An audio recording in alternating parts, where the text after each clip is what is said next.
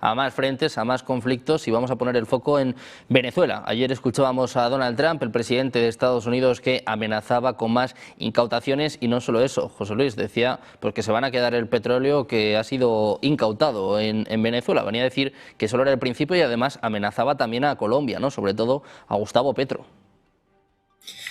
Pues sí, totalmente. Está haciendo una escalada, una vuelta, se puede decir, a la política del garrote que nos recuerda tanto a los historiadores lo que fue el siglo XIX, ¿no? Un poco con esa política de intervencionismo. Está claro que ese reforzamiento de la presencia militar estadounidense en el Caribe es una presión.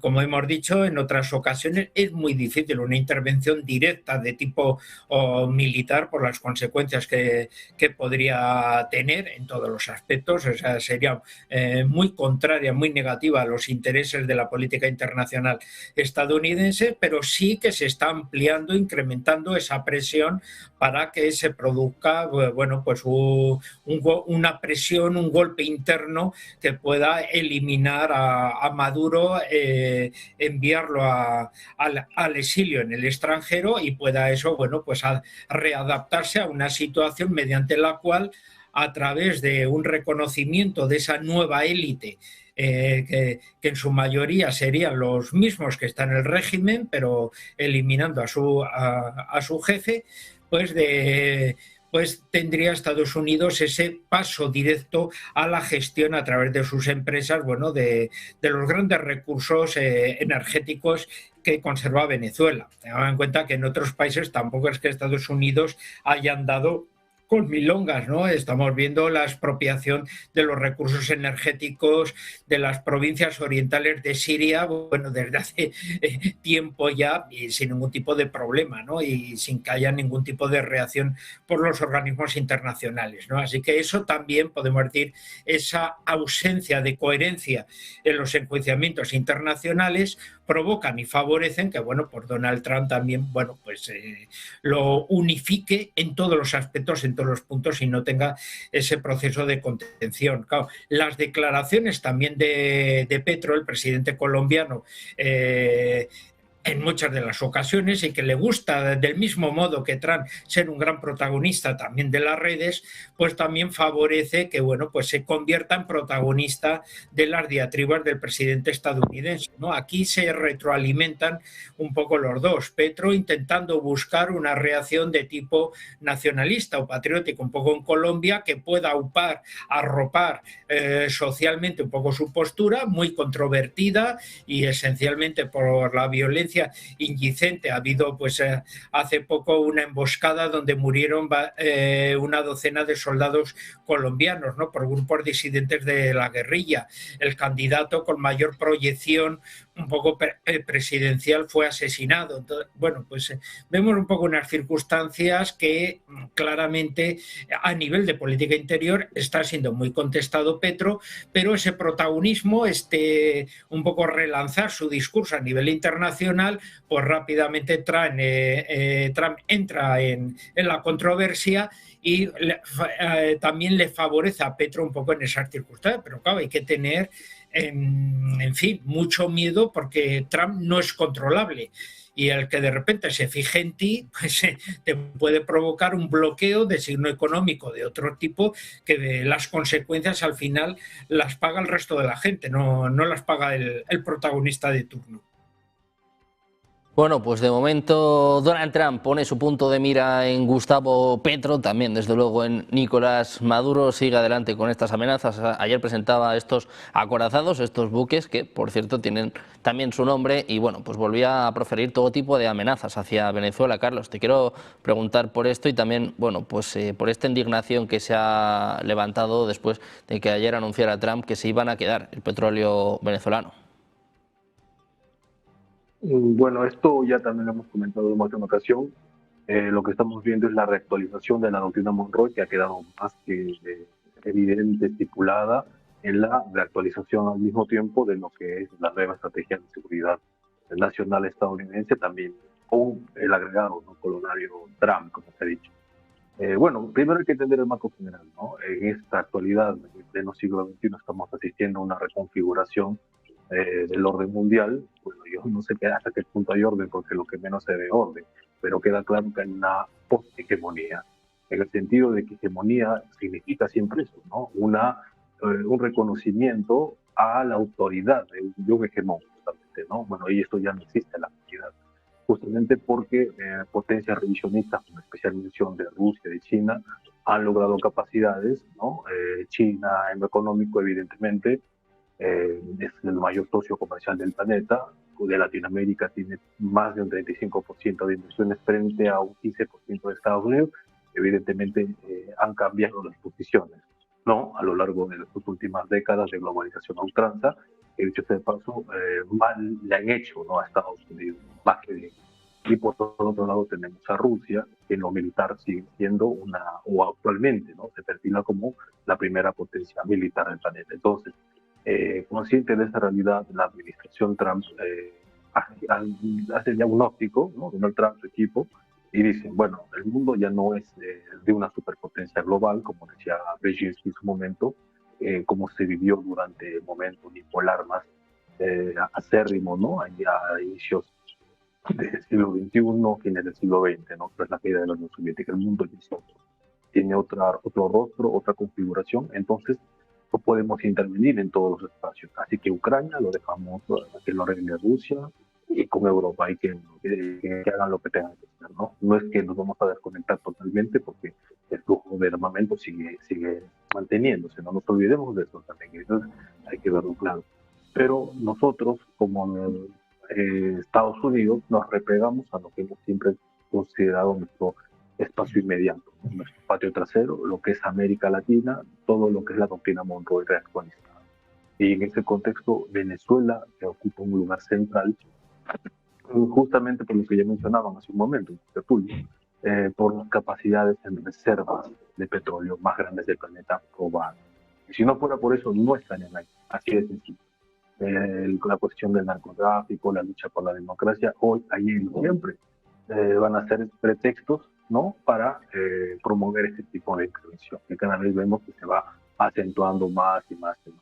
Cuando en realidad, como se sabe, el narcotráfico es un fenómeno, es una empresa mundial, SA, narcotráfico SA, cuyo cerebro no está en la región latinoamericana, eso está en el sistema financiero occidental, City de Londres, Wall Street, que justamente necesitan, requieren esa liquidez que no tienen y que les viene de actividades ilícitas como el narcotráfico. Bueno, eso es otro tema. Pero lo que quiero decir es que justamente es un pretexto para acercar a Venezuela, apoyarla constantemente, independientemente de lo que uno pueda pensar de Maduro.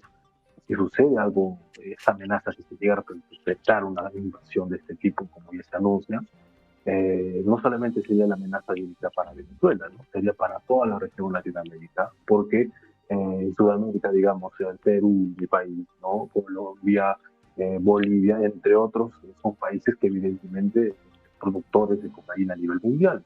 Entonces, bajo cualquier pretexto, digamos, no me gusta ese gobierno, es un gobierno contraproducente a Washington, bueno, eso es una cosa, hay que también invadirlo, hay que también asediarlo, ¿no? Entonces, esto hay que tener cuidado con eso. Lo que pasa en Venezuela va a tener repercusiones inmediatas para toda la región, ¿no? No me canso de repetir este título de un texto que escribió el señor Evan Ellis, que es un doctrinero político estadounidense, que se pasea por toda Latinoamérica, por las diversas escuelas de guerra de Latinoamérica, y hacia el 2021 publicó un artículo en colaboración con el Centro de Estudios Estratégicos del Ejército del Perú, para variar, titulado Deterioro del entorno estratégico de América Latina y el Caribe. Traducción, ¿no? Limpiar a las potencias revisionistas de la región, ¿no?, cortar los vínculos, malograr estas relaciones, con especial mención de China y por extensión, digamos, de Rusia, ¿no? Entonces, ahora, bajo ese enfoque de reactualización de la doctrina Monroe 2.0, como le llaman, el objetivo principal es sacarse de encima a los chinos en la región latinoamericana. Y como digo, por extensión también a los rusos, ¿no? Y vamos viendo cómo es que la región poco a poco se está convirtiendo en el campo de batalla de las potencias del siglo XXI.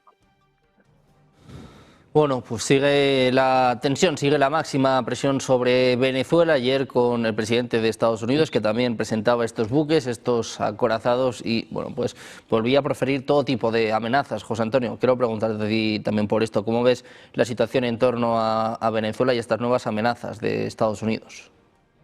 Bueno, curiosamente, el último crimen que ha cometido la Marina o las fuerzas norteamericanas contra una supuesta lancha de narcotraficantes no ha sido en el Caribe, sino ha sido en México. Y estos son, en realidad, mensajes que manda el Pentágono a los diversos gobiernos, tanto los gobiernos que dan para el Pacífico, como los gobiernos que dan para el Caribe, como los gobiernos que dan para el Atlántico, porque algo bueno que tiene la declaración de Trump es dejarse de excusas, como lo que le preocupa el tema del tráfico de cocaína. No, a él le preocupa lo que exactamente él ha dicho. El petróleo de Venezuela es nuestro, los activos son nuestros, los otros bienes son nuestros. Y esto Trump lo hace extensivo, por ejemplo, a Groenlandia. Ha dicho que Canadá tiene que incorporarse a su país y ha dicho que los chinos tienen que ser expulsados del canal de Panamá. Bueno, entonces sí que ha conseguido que un país pequeñito, además creado por los Estados Unidos, sacado de la unión con la República de Colombia, como es Panamá, retroceda y expulse a los chinos de un sitio en el que, por cierto, no estaban, porque era completamente falso que los chinos controlasen el canal de Panamá, ¿no? Lo que sí les preocupa es una presencia creciente en lo económico de China, que se presenta como el primer socio para todos los países y todas las repúblicas de toda la región que va al sur, entre el sur del río Bravo y la Patagonia. Hablen portugués, castellano, holandés, inglés, francés o cualquier otra lengua. El problema es que no es instalando gobiernos lacayos y serviles con los Estados Unidos como van a conseguir que China sea expulsada, porque es una realidad prácticamente objetiva que apoyan los mismos gobiernos pro-norteamericanos. Y quiero recordar que el puerto más importante recién inaugurado en la costa pacífica de Sudamérica es el de Chancay, en la República del Perú, que tiene gobiernos ampliamente pro-norteamericanos y además gobiernos políticamente muy débiles, que es la situación exactamente ideal para el Pentágono y los norteamericanos. Repúblicas muy débiles en las que ellos pueden imponer su dictado. Lo que pasa es que incluso en esas condiciones esos países optan por las posibilidades de inversión y no de amenaza militar y de derrocamiento político que les ofrece la actual China.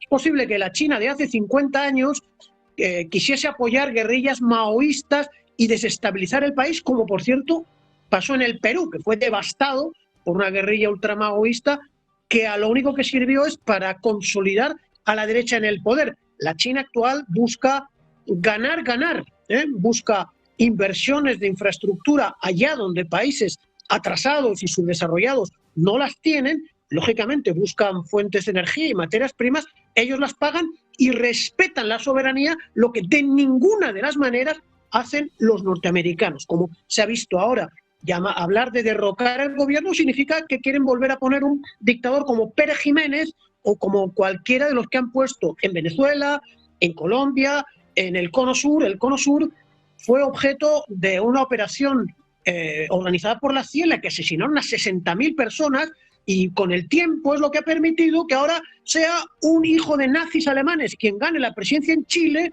o que sea un individuo cuya estabilidad emocional es muy dudosa, pero es muy servil a los Estados Unidos, como es el señor Milei. El problema que tienen ellos es que ahora Brasil, con 250 millones de habitantes, se enfrenta a esa hegemonía y busca la integración de estos países, que hoy es muy débil. De eso se aprovechan el Pentágono y la Casa Blanca, en fin. Y luego México son 130 millones de habitantes justo en su frontera, Colombia son más de 60 millones de habitantes, y Venezuela no deja de ser un país pequeñito, teóricamente 30 millones, yo creo que viven allí muchos menos, con los que, sumando los esfuerzos de todos esos países, se puede reintegrar un frente que asegure los intereses nacionales legítimos, los derechos a las materias primas, los derechos a inversiones en fin, en las condiciones en las que impone el Fondo Monetario Internacional, leoninas que han contribuido a destruir las economías y a una deuda exterior que nunca se termina de pagar, ¿no?